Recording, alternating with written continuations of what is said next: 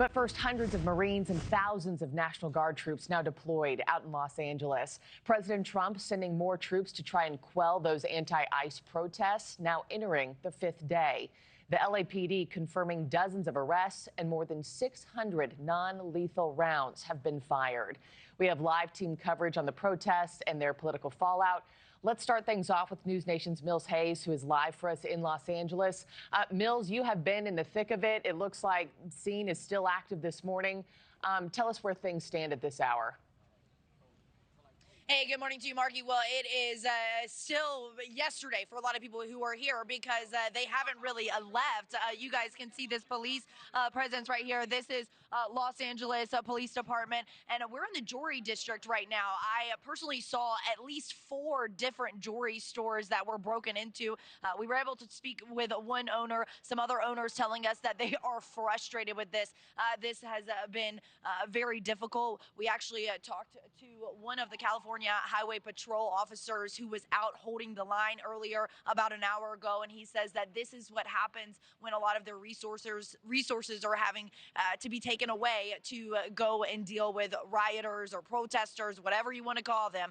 And this area here is really just the aftermath. There's a large group of people that are over there because this is actually an apartment building right here. You guys can see that right here. But let me show you. We still have some leftover people. One person over there holding a Mexican flag.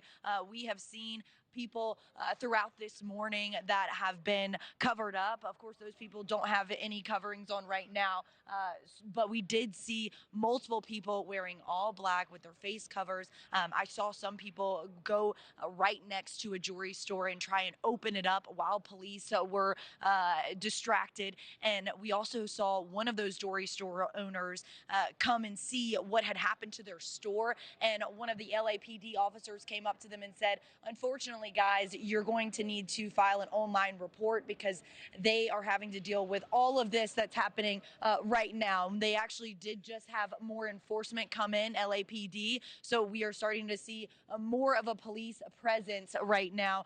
Earlier, we saw them out with their batons as well as their 40mm rifles, and we also saw right here about an hour ago some of those rioters throw a large firework at those police officers that were holding the line over there in front of some of those jewelry stores.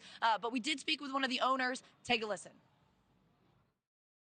This is so ridiculous. Doesn't look like this is for they're protesting for ICE or anything. This is they're doing just for the looting the stores and everything. I saw they break into the Apple store, they break into the Adidas store. This is not they're doing protests. We're not seeing those large crowds like we did earlier in the evening, but we are definitely seeing still people lingering around right now, Markie. Yeah, it's still it's early in the morning there. Now, Mills, I'm only seeing this one vantage point behind you. It's still very active. Any signs of these protests or riots slowing down today at all, or no? I don't think so, Markie, because there is a lot of frustration and anger that is going on right now, and especially now that we know that the president has sent in about either 500 or 700 Marines. When I spoke to protesters yesterday about that escalation, they were very frustrated about that. So I do not think that it is likely to end anytime soon, Markie. All right, Mills Hayes, you've been in the thick of it. Stay safe out there. We'll check back in just a little bit. Thank you for watching. Subscribe below and download our NewsNation app right now on your phone, and you will get fact-based, unbiased news for all Americans.